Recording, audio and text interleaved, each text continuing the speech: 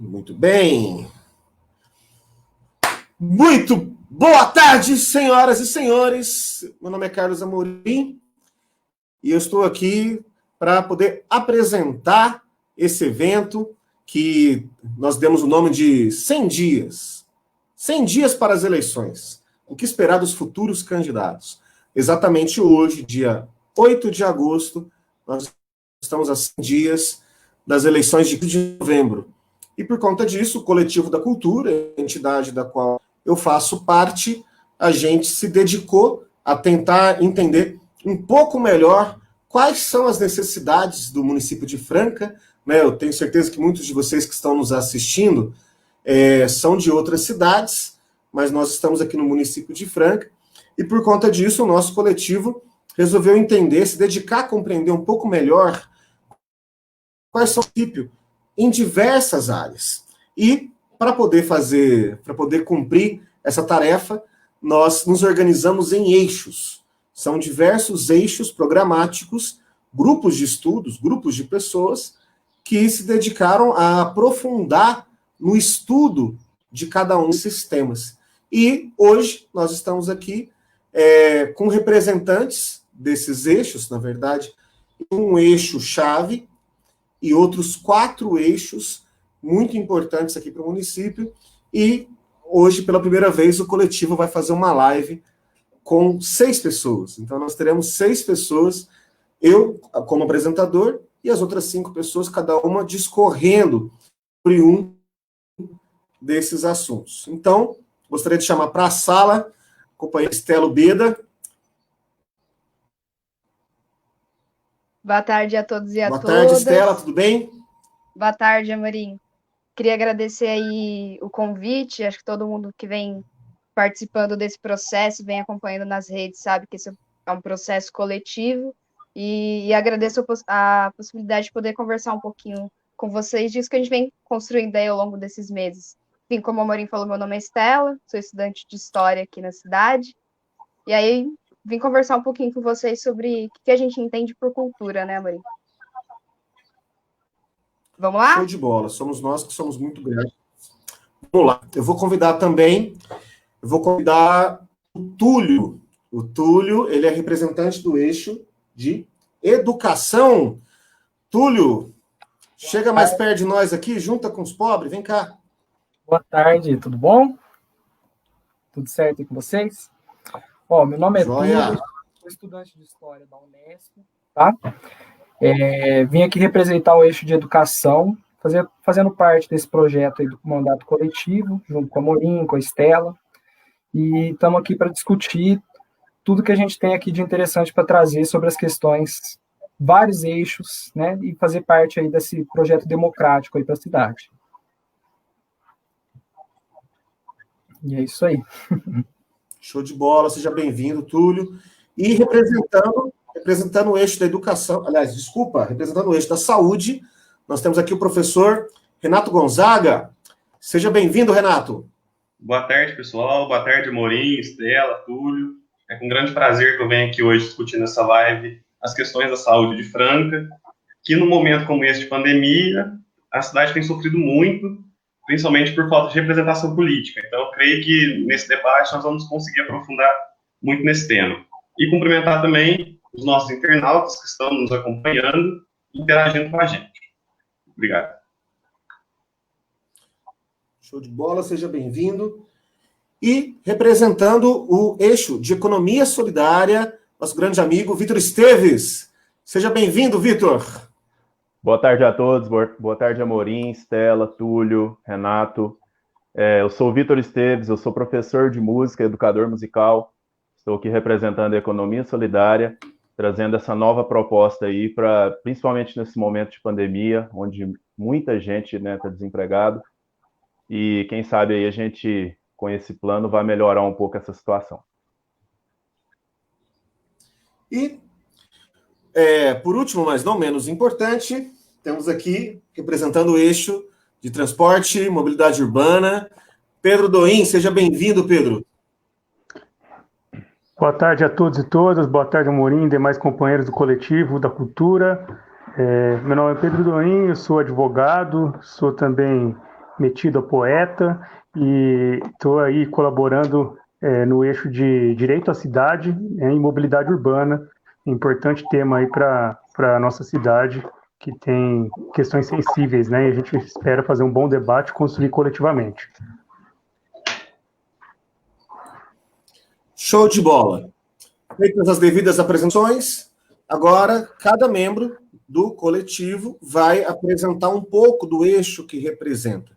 Antes disso, só vou explicar rapidamente aqui por que o Coletivo da Cultura se dedicou a esse estudo. Muito bem.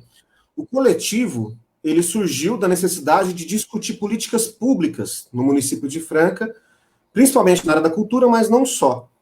E a ideia é que o coletivo, nas próximas eleições legislativas, dispute a eleição com um mandato coletivo. É uma iniciativa pioneira e a nossa intenção é que esse mandato coletivo seja coletivo em todos os aspectos, desde a confecção do seu plano de legislatura, que nós estamos dando os primeiros passos nesse sentido, mas também na sua gestão, uma vez que não seria uma pessoa, um parlamentar, um homem ou uma mulher que decidiria isso sozinho, que decidiriam as leis que seriam apresentadas, como se comportar nas votações e assim por diante. Então, a ideia é realmente nós criarmos um coletivo plural e representativo da nossa sociedade.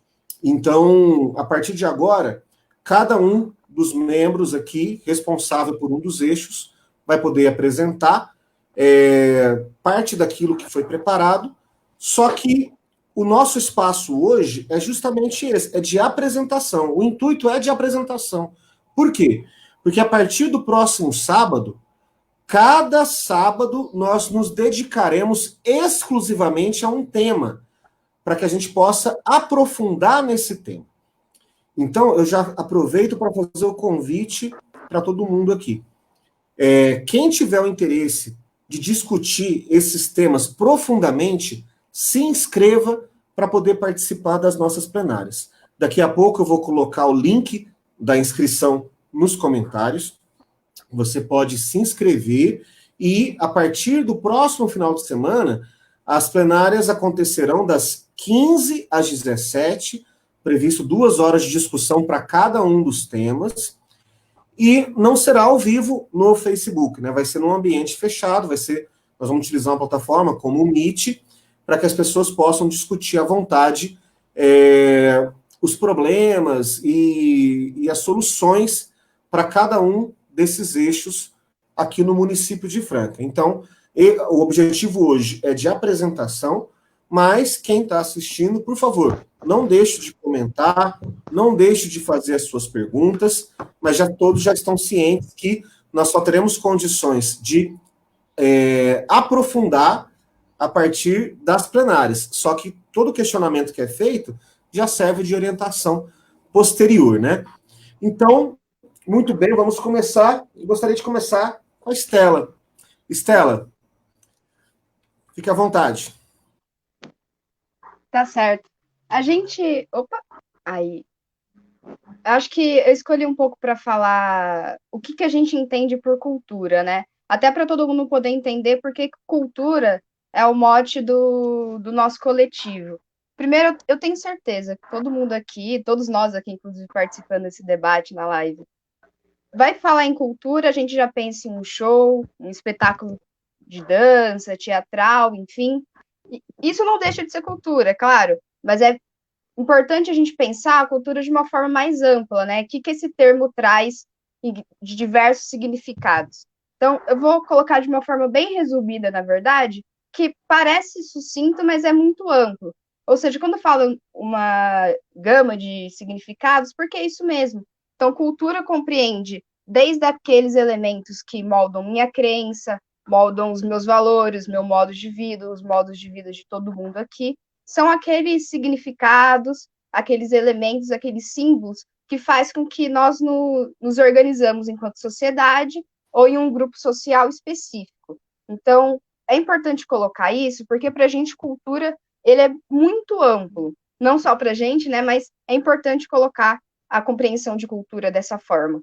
E aí, se a cultura ela engloba todos esses elementos, esses conjuntos de significado que forjam quem eu sou, a nossa vida coletiva, é muito importante a gente pensar na cultura como uma forma de promoção de paz, assim. Por que eu estou querendo dizer isso? A gente vem vivendo em uma sociedade nos últimos anos em que o ódio ele é muito disseminado de diversas formas possíveis. E quando se cultura é aquilo que forma os diversos grupos sociais, é importante a gente ter uma formação cultural, e aí já envolve a educação, já entra um pouco mais nisso, que traga o respeito a todas essas formas distintas de se viver, né, de se expressar enquanto ser humano. Então, é muito importante que a cultura, né, enquanto a diversidade cultural, ela seja um instrumento de fortalecimento de uma sociedade que seja harmoniosa, seja uma sociedade mais fraterna. Então, para que a gente possa coexistir justamente da melhor forma possível. E aí, falei que eu já ia adentrar em relação à educação, não dá para a gente desassociar a formação da nossa sociedade ao desenvolvimento da cultura. E aí, também não dá para desassociar a formação da nossa sociedade da educação. É muito importante pensar a educação como um campo, aliás, pensam muito a educação, né, como um campo de disputa. A gente vem vendo, inclusive, a cultura também contra um campo de disputa, seja para disseminar valores específicos, seja para disseminar visões de mundo específicas. É importante pensar, assim como a cultura ela é diversa, a gente precisa pensar uma educação que seja uma porta aberta, né? Uma educação que fomente o exercício de uma vida em sociedade, e uma vida em sociedade é viver com essa diversidade que a gente tem no mundo. E aí, é muito importante que, para a gente aqui, a cultura, assim como a educação, ela não é um campo de disputa dessa forma. Ela é o campo da diversidade, de fortalecer os valores que a gente tem da democracia. Porque para a gente viver um ambiente democrático, a gente precisa entender a complexidade da nossa sociedade e essa diversidade para poder respeitar.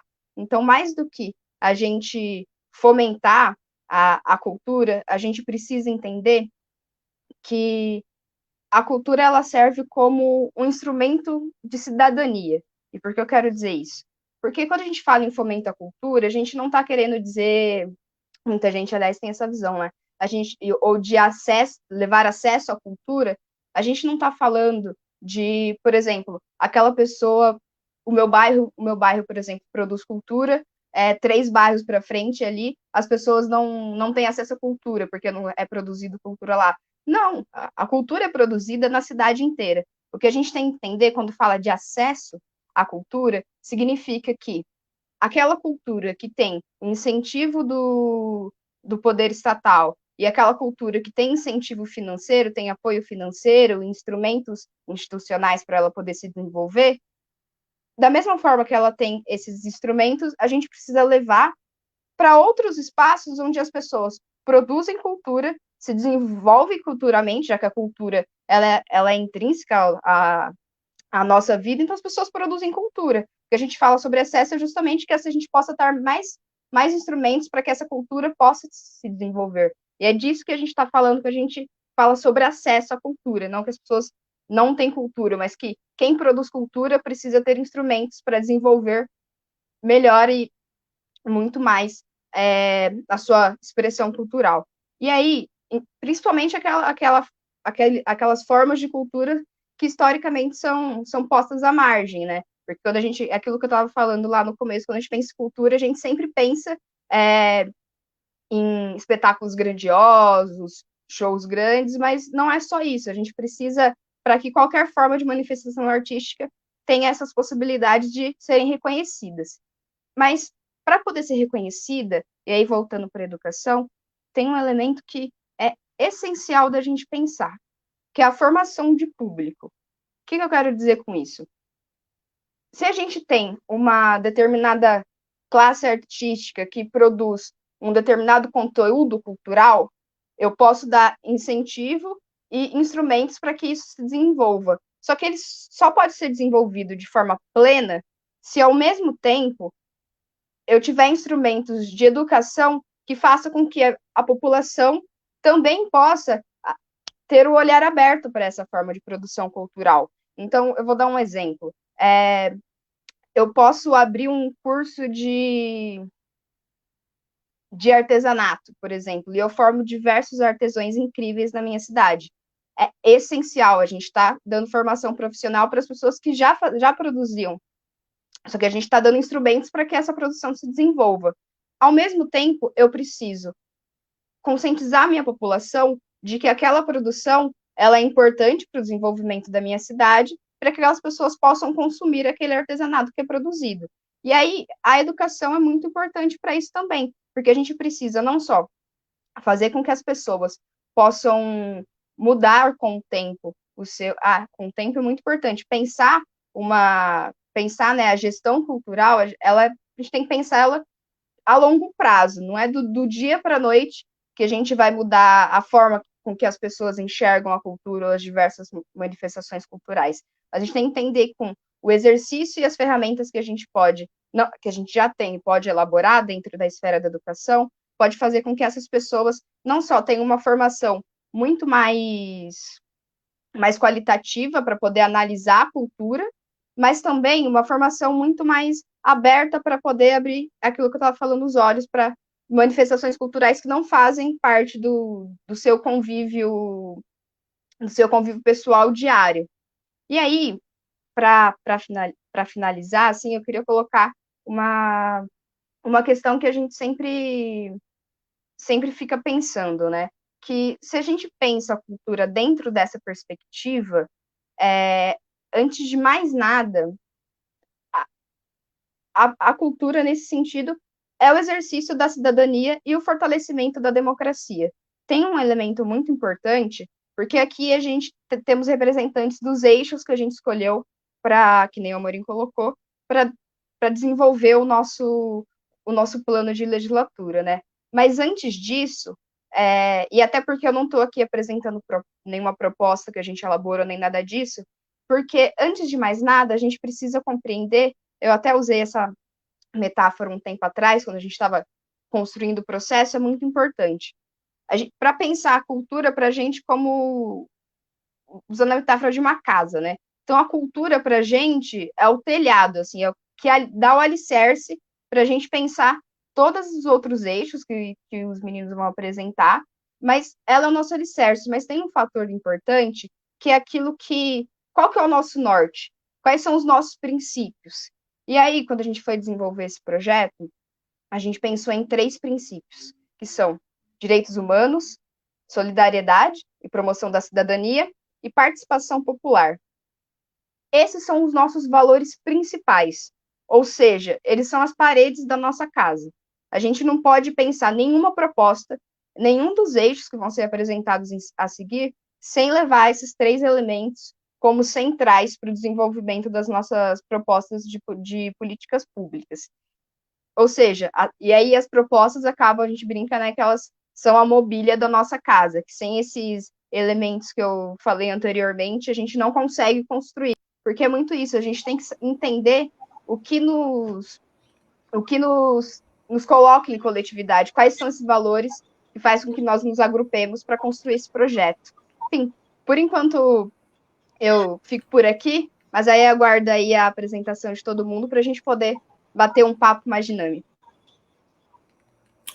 Show de bola. Obrigado, Estela. Bem bacana. Gostaria de chamar as falas do nosso colega Túlio Martins. Fica à vontade, Túlio. Boa tarde. Queria agradecer pela contribuição da Estela, tá? Realmente o que ela falou é muito importante sobre essa questão do que a gente entende por cultura. E quando a gente fala de cultura e pensando em educação e toda essa questão de direitos humanos, o que a gente pensa é que a desigualdade, essa cultura desigual que existe no Brasil, é uma das grandes coisas que afeta a educação. Tanto é que muitas pessoas entendem a educação como o principal meio de mobilidade social, né? Através da educação que você consegue um bom emprego, que você consegue a sua formação acadêmica e você se desenvolve conforme você tem seu desejo na vida, né? E é importante falar nisso em educação, porque pensando nessa questão de direitos humanos, perdão, muitas pessoas acabam se tendo mais oportunidades do que outras, né? E como pensar em desigualdade em relação à educação, né? A gente pode dizer, por exemplo, na questão da falta de vagas em creches na cidade, na falta de inclusão digital, que esse contexto do coronavírus refletiu muito mais isso, né, ultimamente, principalmente por mostrar que poucas pessoas têm, de fato, um acesso de qualidade na internet, e quando tem, poucas pessoas também têm a habilidade de usar essas ferramentas, né? E o que complica muito essa situação e agrava, né, essa cultura desigual que existe no Brasil. E quando a gente pensa nessa questão, que acontece em todo o país, a gente tem que pensar o que Franca tem feito de políticas públicas para combater essa situação. E dentro do nosso plano de legislatura, a gente, no eixo de educação, a gente quer discutir principalmente essa questão, né? Então, fica aí o convite para quando acontecer a nossa plenária, quem quiser contribuir, estamos aí abertos à discussão. Tá? Eu fico por aqui e passo a palavra para o próximo contribuinte.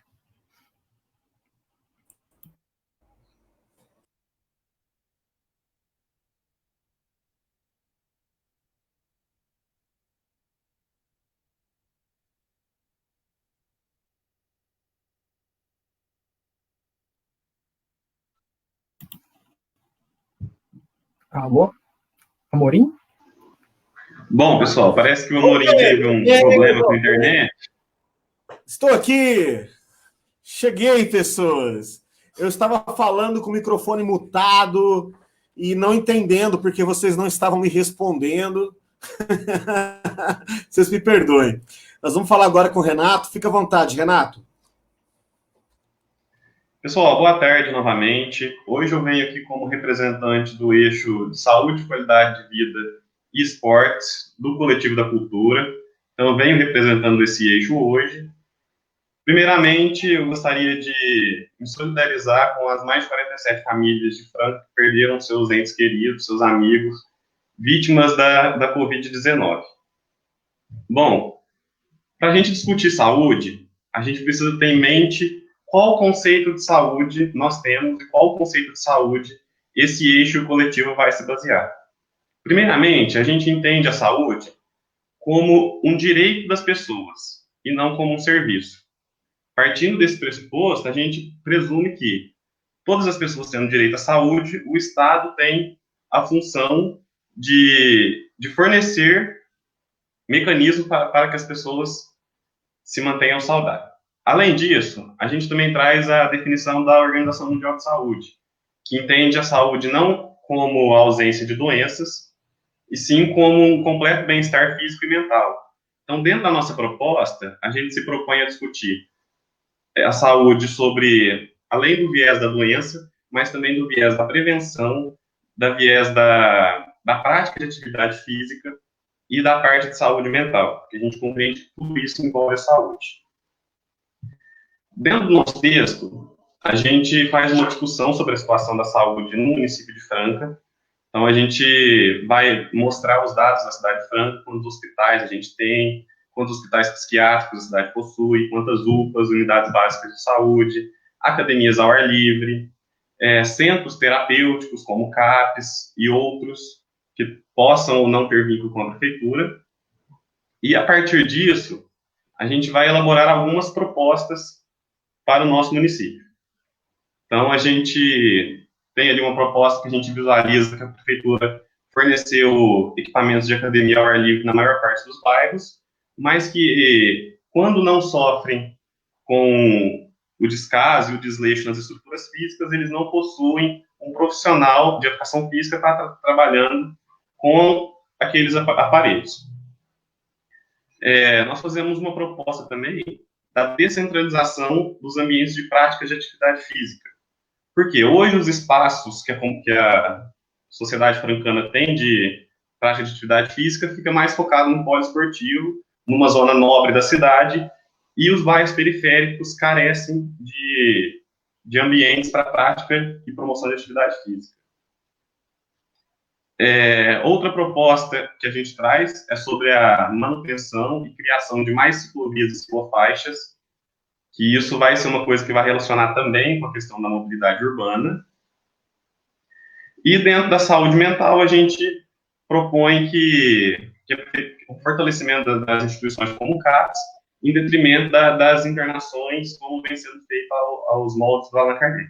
Então, isso é o geral do que o eixo de saúde vai trabalhar. Claro que a sua contribuição é muito importante e eu quero te convidar a fazer parte da nossa plenária lá no final de agosto, dia 28, no sábado. Beleza? É isso aí. Qualquer coisa, pode comentar ali no chat. Se eu puder responder alguma coisa, estou à disposição. Valeu! Legal, pessoal. Obrigado. Com vocês, professor Vitor Esteves. Fique à vontade, Vitor. Boa tarde, pessoal. Novamente, sabe as palavras aí dos colegas.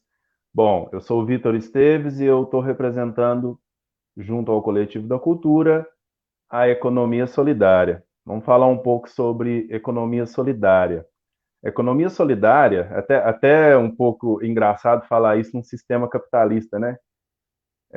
Como diz o Paul Singer, como pode uma economia solidária num sistema capitalista? Mas pode e acontece. E é ela que está resolvendo muitos entraves dentro da economia, né? A economia solidária ela é uma forma, uma maneira de organizar atividades econômicas de produção, distribuição e consumo. Como que isso acontece? O principal exemplo de economia solidária são as cooperativas, né? As cooperativas, principalmente as cooperativas de agricultura. Então, aqui na nossa cidade, nós temos uma de café e etc.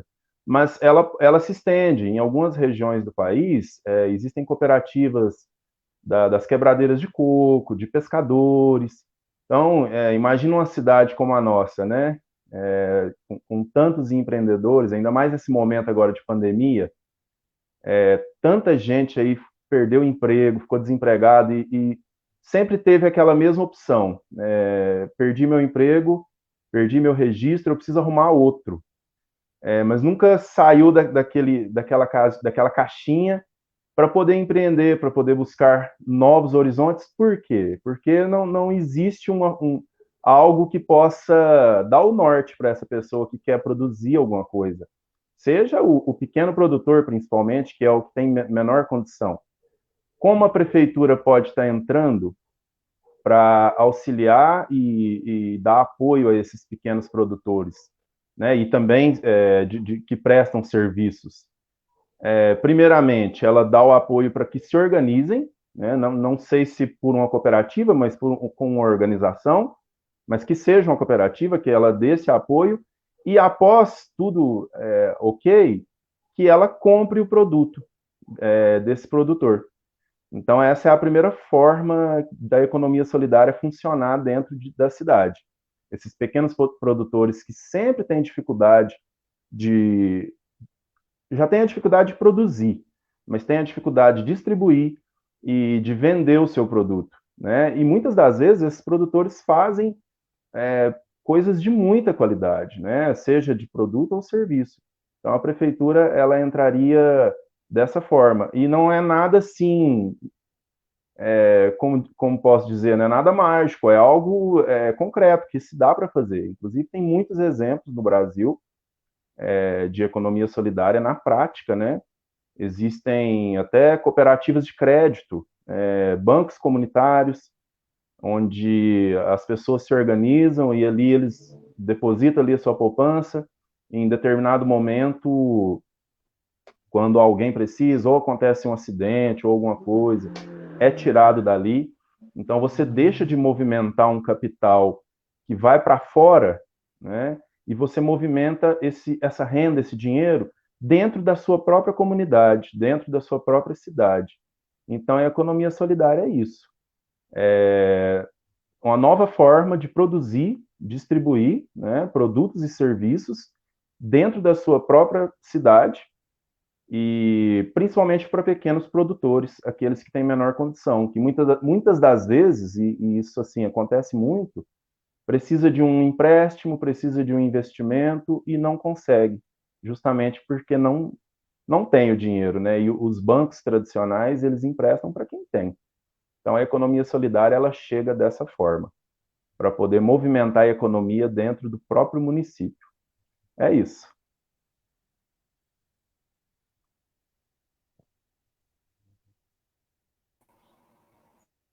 Excelente, muito bom. E agora, vamos ouvir as palavras do Pedro. Pedro Broin, responsável por transporte e mobilidade urbana. Eu já vou aproveitar para deixar um convite para vocês, pessoal. Na quarta-feira, nessa quarta-feira agora, dia 12, a partir das 6 horas da tarde, nós vamos fazer uma live com o deputado federal Alencar Santana. E o assunto da live é exatamente este, transporte e mobilidade urbana. Então, quem tem interesse por este tema, nós vamos ter, na quarta-feira, esse debate com o deputado federal, ele é especialista nessa área, e no próximo sábado já é a plenária de transporte e mobilidade urbana. Então já fica o convite para todos vocês. Oi. Amorim, não é transporte e mobilidade urbana no nosso eixo, é direito à cidade e mobilidade urbana. É um pouquinho diferente. Muito obrigado. Eu estou Também me retirando depois gente... dessa vergonha. Não, mas a gente mudou o nome algumas vezes durante o processo, então esse foi o que ficou. Mas vai ser importante, eu vou entrar agora, né, falando sobre esse tema. Pode já emendar, Amorim? Já deu o seu recado? Não, está dado o recado, tá? Então, realmente a Estela, obrigado por me socorrer, né? O nosso plano de legislatura, ele tá em construção, né? Inclusive, de repente, as pessoas que chegarem para contribuir podem, inclusive, alterar os rumos disso, né? Mas eu realmente me equivoquei aqui, fui falar sem olhar na colinha e deu nisso. Com vocês, nosso amigo Pedro. Bom, boa tarde a todos e a todas. Eu fiz essa intervençãozinha aí, porque, na verdade, é o tema do que eu vou colocar, né? Por que a gente trata a questão do direito à cidade, da mobilidade urbana, não apenas como uma questão de transporte? E aí tem tudo a ver com o que o pessoal abordou nos seus respectivos eixos, né? Que é a gente entender, pela perspectiva do elemento da cultura, a cidade que a gente entende que é a cidade do futuro, né? Uma cidade que seja solidária, que seja humana, que seja para todos, né? Então, essa perspectiva do direito à cidade ela é fundamental, porque quando a gente pensa em transporte, a gente pensa em ônibus coletivo ou nas vias públicas, né? De uma maneira muito pontual, né? Mas a gente não está percebendo ali como essas ações de mobilidade urbana, de transporte, né? Ou de acesso ao lazer, à educação, elas estão funcionando para as populações periféricas, aquelas que estão distantes do centro urbano, onde a vida e a urbanidade acontece de uma maneira mais dinâmica. O que acontece é que o trabalhador brasileiro, e o francano se enquadra nessa mesma situação, ele trabalha de 8 a 12 horas por dia, tendo em vista que tem na sua jornada de trabalho tem os seus trajetos, né, para chegar até o serviço e para voltar para casa, e nesse meio tempo ele vive uma vida para o trabalho, né, ele não trabalha para viver, né, no ditado popular. E muitas vezes, na maioria das cidades, e Franca não é um exemplo diferente disso, os aparelhos públicos, sejam eles de serviço, sejam eles de lazer, né, de cultura ou educacionais, eles não estão localizados nos bairros periféricos onde essa população reside. Então, tendo em vista essa jornada extenuante de trabalho, essas pessoas acabam não tendo o direito à cidade, elas não vivenciam a cidade. Um exemplo que a gente coloca muito claro, por exemplo, é a dificuldade de um morador de um bairro distante, de Franca, por exemplo, regularizar sua situação fiscal perante a prefeitura. Se, por exemplo, ele tem uma casa popular e que está com algum débito de tributos, né, IPTU, por exemplo.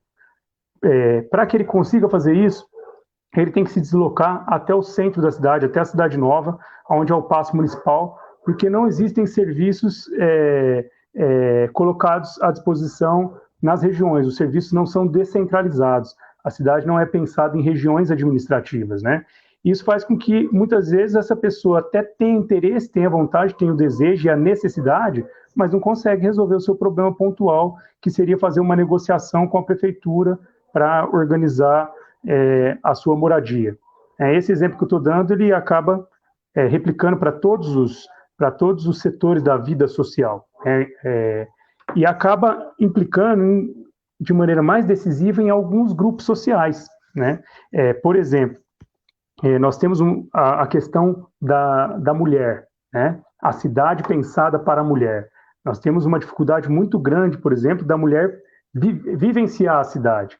Estava conversando com a companheira Mariana Negri, que contribui comigo no eixo de direito à cidade e mobilidade urbana, e ela estava dizendo isso. Ela falou assim: nossa, eu fui estudar o tema de maneira mais profunda, e realmente, muitas vezes, quando a gente pensa na iluminação, né, de uma determinada via pública, se a gente pensar com o olhar masculino é uma coisa, se a gente entender como para a mulher existe, para ela conseguir transitar pela cidade, o elemento da segurança, né, que é muito mais decisivo da questão feminina, porque sofre violência, porque existe uma sociedade machista para ela enfrentar lá fora, nós temos que começar a pensar a cidade voltada para que essa mulher tenha direito a transitar por essa cidade, a vivenciar essa cidade, a conviver em harmonia, né, com essa cidade. Mesma coisa acontece com a população LGBT, QI+, e também com a população em situação de rua, onde nós temos políticas públicas voltadas para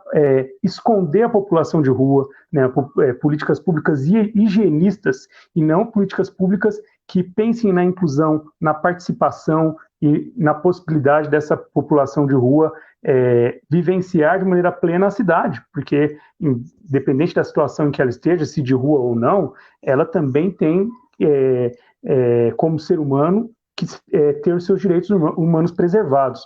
Então, a cidade que a gente pensa, né, é uma cidade que ela tenha condições de comungar, né, em sociedade, que todos tenham direito a ela, né, e que ela tenha um custo de vida menor, um deslocamento mais adequado. Já entrando na questão da mobilidade urbana, nós temos que investir e fazer com que o Plano Municipal de Mobilidade Urbana, que já existe, já está aprovado já há 3 anos, mas não foi implementado uma linha no atual governo, né, comece a ser implementado. Então, as ciclovias, as ciclofaixas, né, as faixas exclusivas para os motociclistas, que é uma categoria específica cada vez mais pujante, cada vez maior no município, né, e nos municípios do Brasil, é preciso política pública nesse sentido, né? Então, pensar um plano de direito à cidade e mobilidade urbana congregado, né,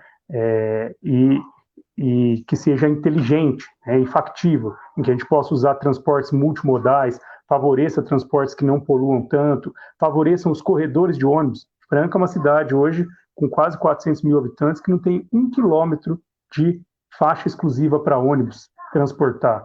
E isso redunda na passagem de ônibus mais cara por quilômetro rodado das cidades acima de 100 mil habitantes. Nós temos esse problema sensível. Então, muito se discute, São José, chega da São José, nós temos que tirar São José dali, mas se nós não tivermos um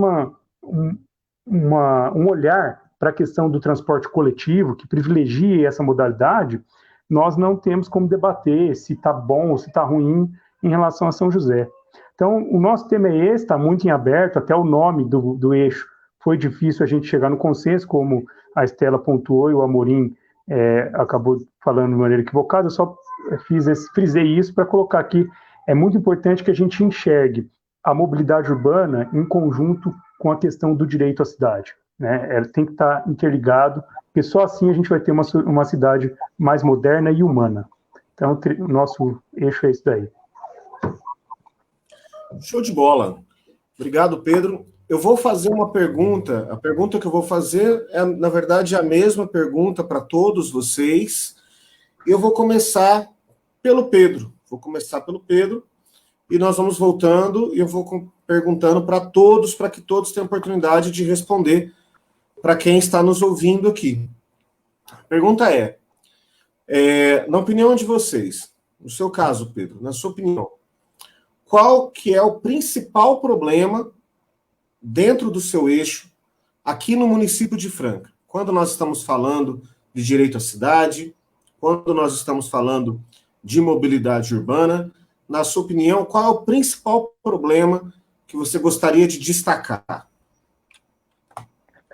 Eu acho que são dois fundamentais, o Amorim, que eu vou colocar, que é não termos uma política que privilegie as bicicletas como transporte público. Então, nós temos pouquíssimos quilômetros de ciclofaixas e ciclovias na cidade, e esse é um problema fundamental, né, em relação à questão da mobilidade urbana, né, isso é um fator decisivo. E com relação ao direito à cidade em si, é a questão de pensar uma cidade mais inclusiva para a mulher, né? E aí a gente precisa de um conjunto de políticas públicas que favoreça isso. Então, eu acho que esses dois pontos são sensíveis. Melhorar a questão da mobilidade fora dos transportes tradicionais, e aí utilizando a bicicleta como alternativa, e pensar uma cidade mais inclusiva para a mulher. Show de bola, show de bola.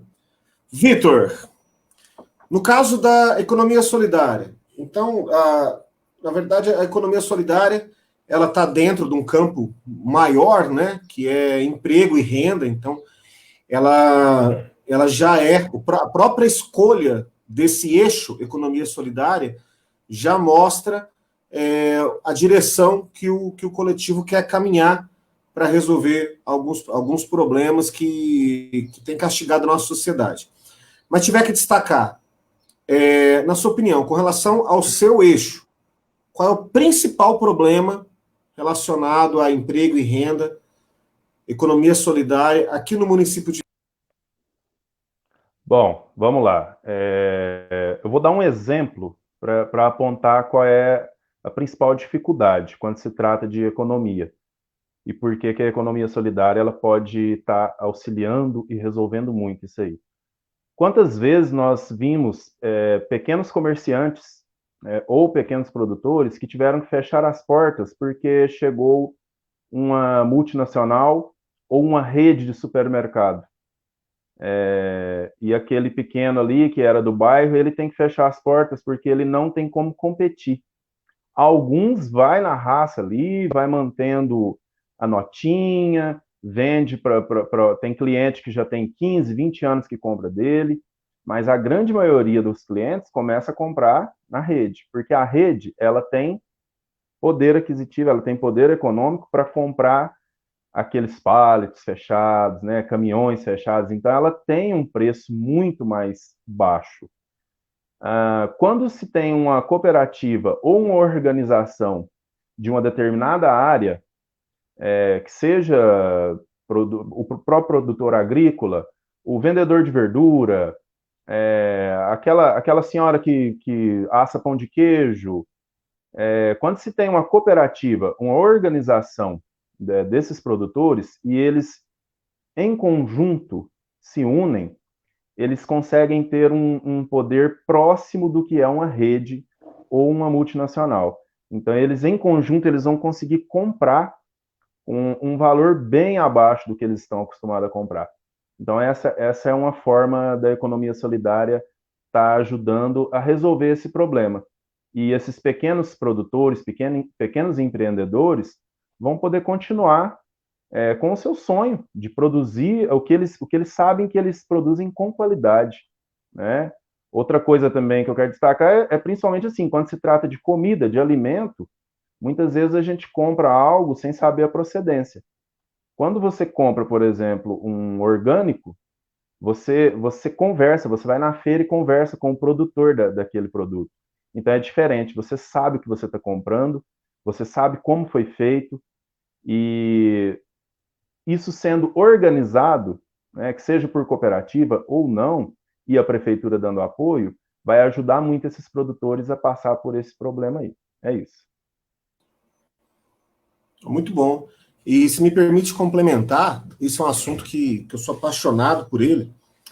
Sabe, tem tantas coisas que nós poderíamos estar produzindo e nós não produzimos porque não consegue escoar essa produção. Então, imagina, qual que é a dificuldade de plantar mamão? Nenhuma. Qual que é a dificuldade de plantar goiaba? Zero. Também. Qual que é a dificuldade de plantar manga? Na verdade, cada uma tem o seu tempo de produção e tudo mais. Só que nós temos uma região aqui que poderia muito bem estar produzindo essas frutas, eu citei 3. Essas frutas, outras frutas, a prefeitura poderia estar ensinando modos de produção para que as pessoas pudessem complementar a sua subsistência e conseguir fonte de renda, mas não existem iniciativas nesse sentido. E todas as vezes que você vai no Atacadão, vai nas grandes redes, não vou citar nomes, e compra um mamão, compra uma goiaba, compra uma manga, você pode ter certeza, aquela fruta andou por caminhão milhares e milhares de quilômetros para chegar aqui, sendo que nós poderíamos estar produzindo isso aqui a um preço muito menor, atendendo às nossas demandas internas, mas nós não fazemos por uma série de motivos, né? Então, a economia solidária, ela entra aí e poderia auxiliar, inclusive, nesse processo. O Pedro desligou, ele ligou o microfone e provavelmente quer falar. Obrigado pela pontuação, Morim. É isso mesmo.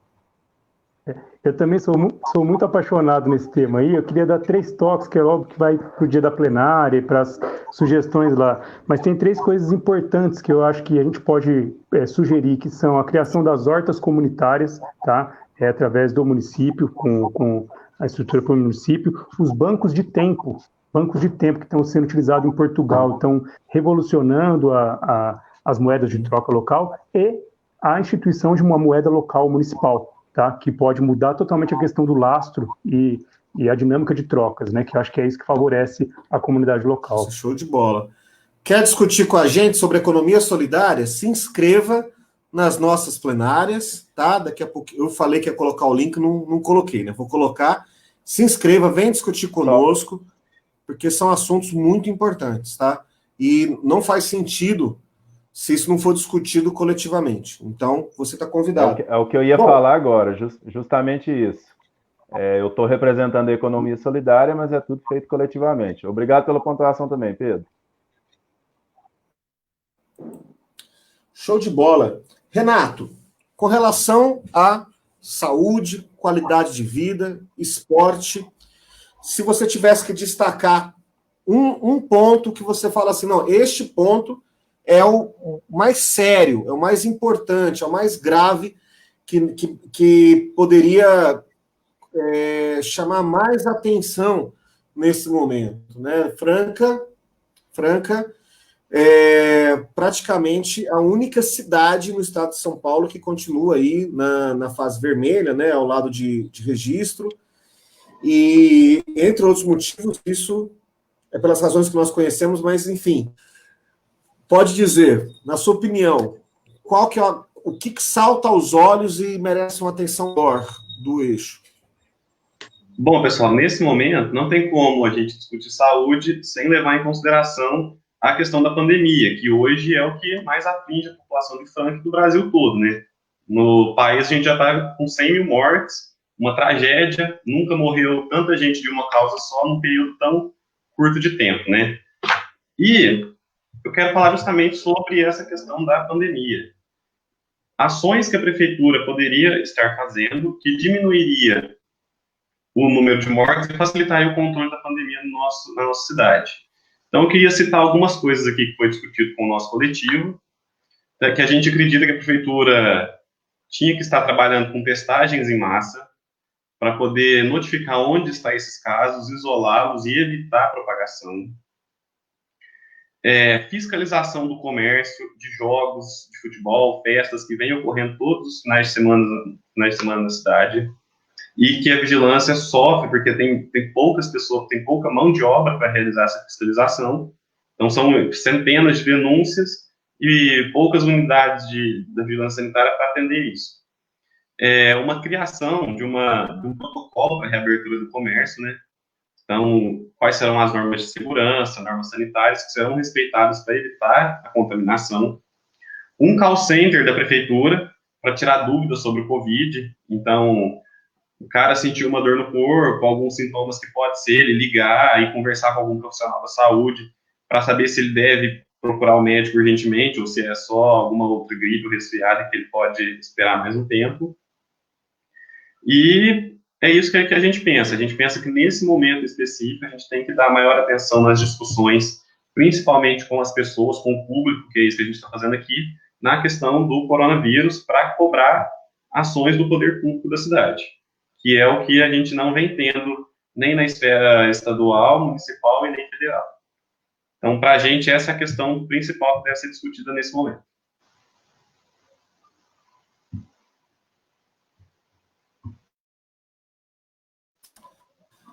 Excelente. Obrigado, Renato. Bom, pela ordem, voltamos para o Túlio, futuro professor Túlio Martins, que falará sobre a educação. Túlio, na sua opinião, com relação ao eixo que vocês estão dedicados, qual é a maior demanda do município nessa esfera, com relação à educação? O que salta aos olhos? Bom, como na minha fala, eu destacaria 2 pontos, né? Eu, como jovem, né, eu tenho muito contato com muitas pessoas entrando no mercado de trabalho, e quando eu falo sobre inclusão digital, né, eu vejo que, tipo assim, Franca, atualmente, uma das principais empregadoras são empresas de call center, né, e quando a gente fala na formação, né, as escolas em Franca não preparam, principalmente quem vem da periferia, as pessoas para esse mercado de trabalho. Então, acaba acontecendo uma peneira social para o jovem, né, no mercado de trabalho, por não ter contato com a tecnologia, que está cada vez mais importante nas nossas vidas, né? Inclusive o contexto da pandemia dá uma ênfase muito grande nisso, né? Então, eu acredito que trabalhar nessa questão da inclusão digital seria uma das propostas mais importantes assim, que a gente teria que discutir em Franca, né? E, além disso, ampliar a rede de creches, que ainda é uma questão muito precária em Franca, né? Se tem realmente a construção de novas creches nos últimos anos aqui na cidade, mas ainda o número de vagas é muito limitado, e a creche é onde a pessoa vai deixar o seu filho ali para poder trabalhar, né? E se você não consegue lidar com essa situação, você acaba caindo, ficando para trás, né? E ressaltando aí a desigualdade que existe na sociedade. Eu acredito que esses são os 2 principais pontos que devem ser discutidos aqui para a cidade.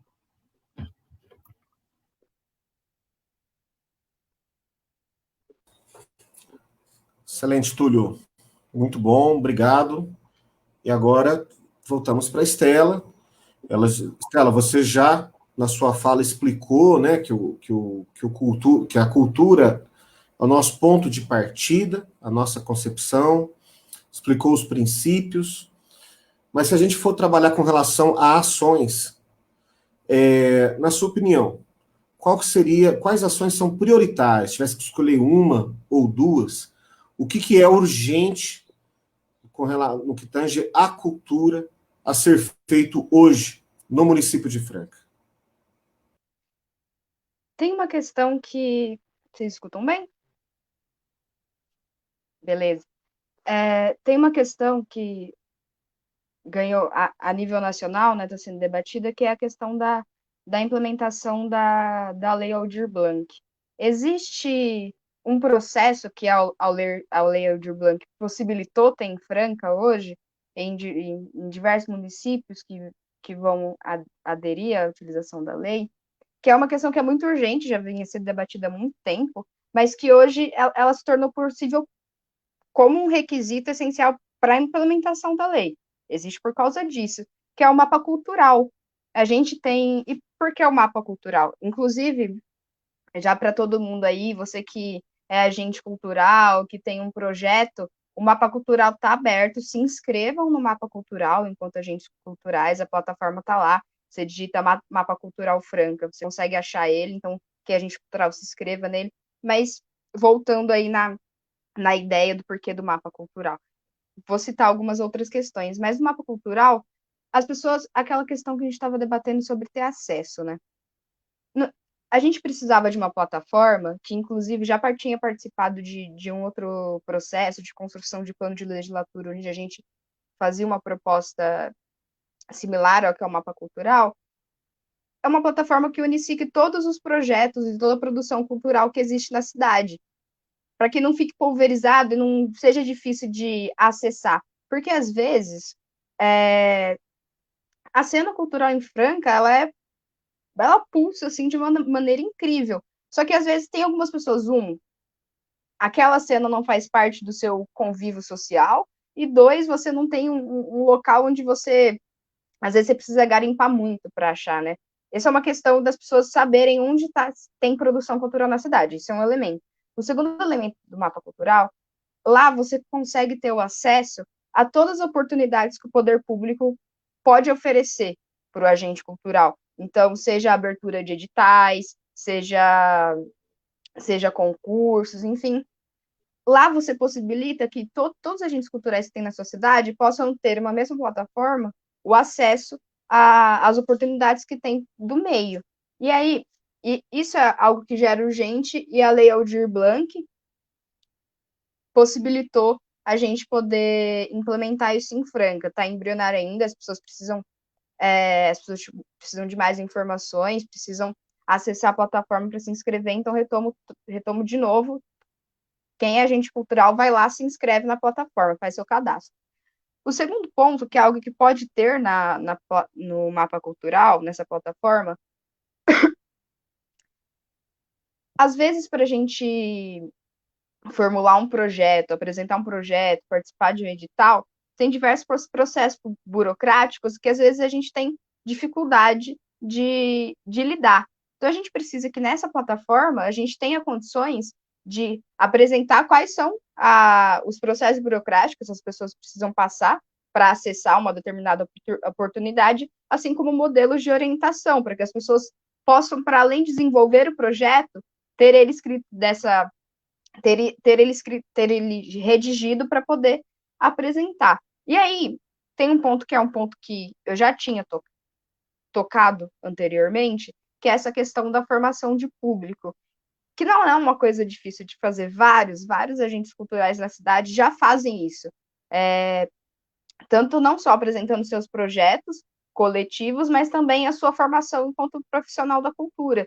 Então, por exemplo, o nosso amigo Du, ele dá aula nas escolas. Então, a gente tem agentes culturais que têm a condição de dar uma formação cultural para as pessoas nas escolas, seja com oficinas, pequenos projetos, usando o Escola da Família, por exemplo.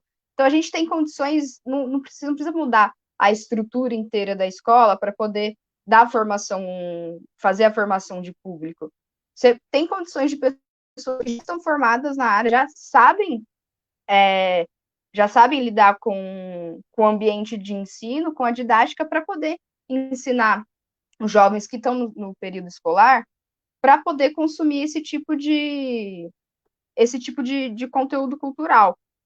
Que aí é aquela história que eu estava falando, a gente tem uma cena cultural muito forte em Franca, mas não é todo mundo que consome toda essa produção cultural. Esses são alguns elementos, assim, e tem vários outros, é nítido, assim. Vou dar um exemplo, por exemplo, lá na estação. A gente tem um coreto lá.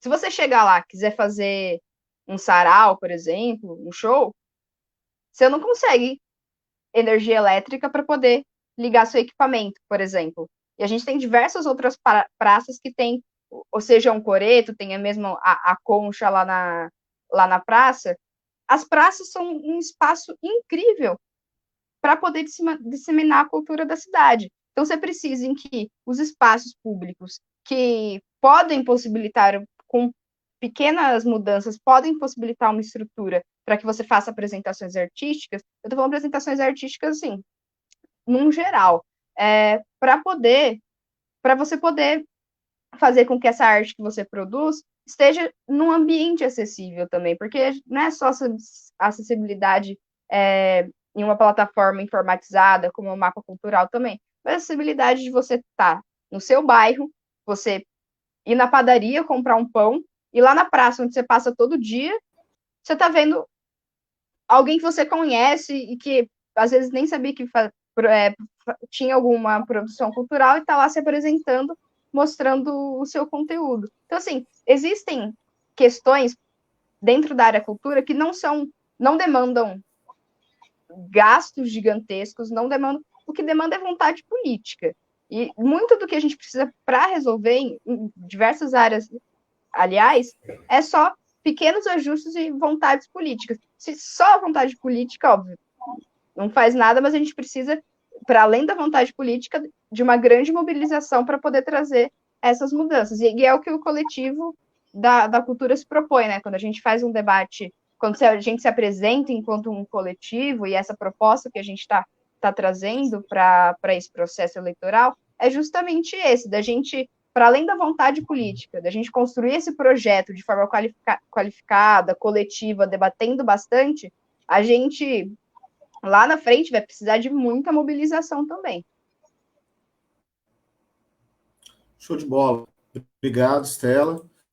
Temos que encaminhar para o final, mas antes de terminar, quem quiser acompanhar as ações do Coletivo da Cultura, manda um oi para a nossa lista de transmissão. Manda um oi e lá a gente conversa, você será notificado dessas ações, das próximas lives, orientação sobre como se inscrever para os nossos eventos e assim por diante. Aqui no comentário, já está lá nos comentários, você já vai encontrar o link, é essa coisa feia aqui, tá? Mas é um link muito importante, é um link mágico, que vai te conduzir para uma página de inscrição, para que você possa participar das plenárias, as plenárias que acontecerão a partir do próximo sábado.